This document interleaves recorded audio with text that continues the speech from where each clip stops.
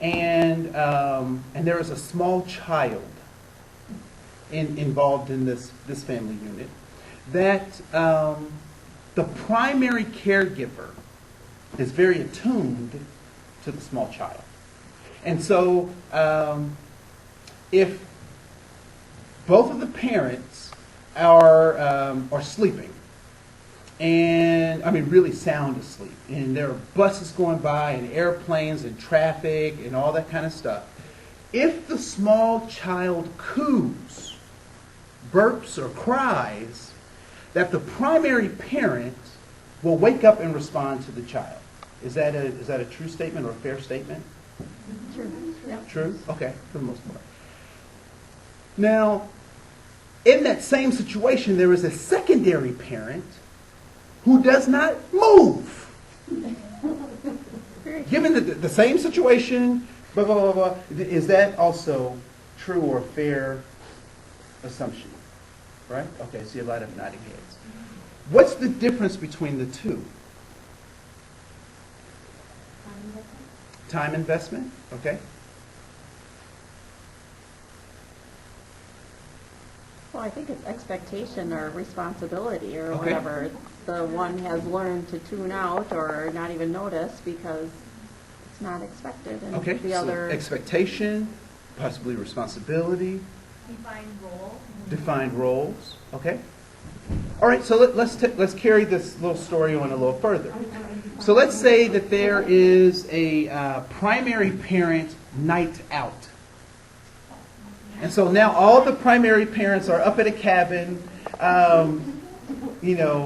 having fun and all sorts of stuff. And now the secondary parents are now left at home with the small child. Yes? There's no cell phone contact? There can be cell phone contact. But it's wee hours of the morning, the baby cries or coos. How does the secondary parent now respond? They get up, right? And the getting up might be to call the primary parent and say what's going on. But they do respond, right? Why do they respond at that point? Because it's their role at that point? More aware that the primary caregiver. They're more aware of the primary caregiver has left. And they now are what? Completely responsible, right? And so in our groups, when people don't feel completely responsible for the group, they don't engage. Why? Because somebody else will. Why does the secondary parent not chime in? Because they know that the primary parent will. And so when we talk about our organizations, and we're trying to get to the sweet spot of helping teams develop into maturity, one of the things we have to remember is that when we have this top-down kinds of thing going on with our groups, then people are not typically just going to be engaged because they know somebody else will, right? So they won't take responsibility for the team or the group because they know that somebody else will. All right. So let's go. I'm going to talk a little bit about the roles of a team that we've talked about last time, which is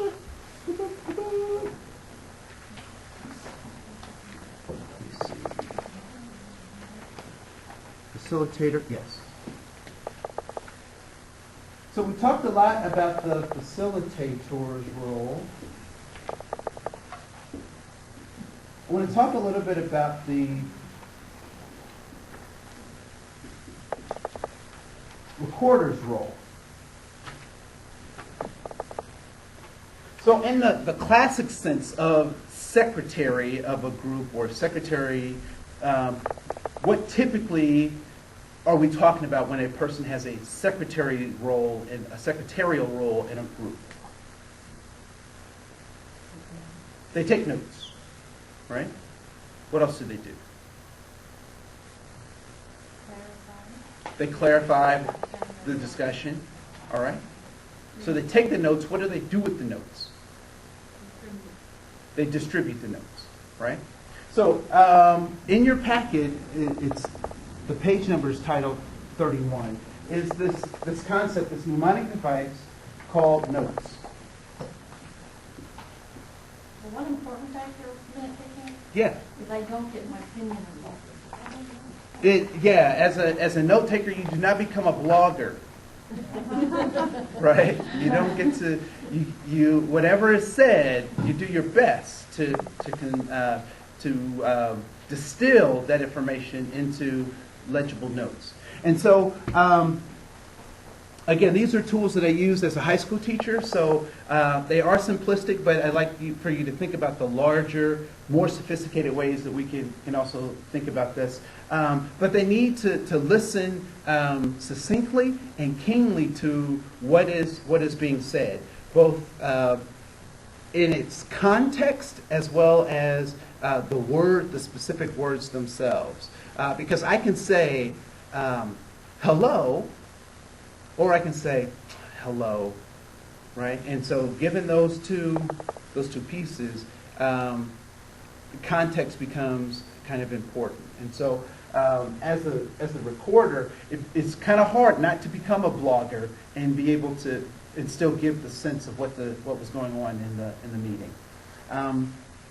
They also have to organize the notes, and so one of the things that I might suggest is that for whatever your group meetings are, that there is a group a meeting notebook that either gets rotated to different individuals, or that that is either online or made available for people to put their notes in after each meeting. We say, this is our shelf where we keep our meeting notes. And so if anyone ever, and many of you do that as a part of case notes and that kind of stuff, where you're familiar with that process. So I think that's also important.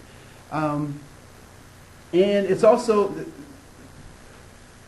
why do we meet in the first place? Let's back up just for a second.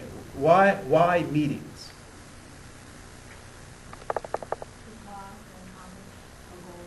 Okay, cool. To talk and accomplish a goal. To provide information. To get more than one perspective. To get more than one perspective on something, right? One of the things that, and I didn't bring I do a lot of videos and stuff in my trainings. You guys know that. One of the guys that I think is really good. He's a street illusionist in Great Britain. In England, and his name is Darren Brown, and he did this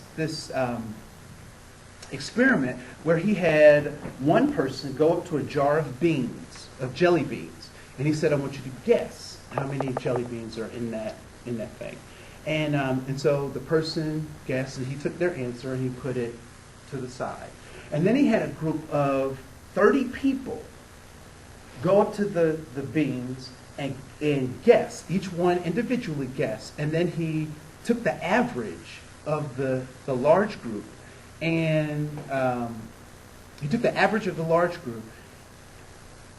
compared it to the one individual who guessed. Which of the two groups do you think was more accurate, the individual or the larger group? The group, that's why I'm telling this story, right? So the larger group was more accurate, and as a matter of fact, they were dead on with their average than the individual was as a single person. And so one of the things, that's important is that we get together because we need to get all of these perspectives out. All of us looking at an elephant is a lot better than one of us at the tail and the other one at the trunk. Right, which is kind of interesting that the trunk is in the front of an elephant, but that's just me. So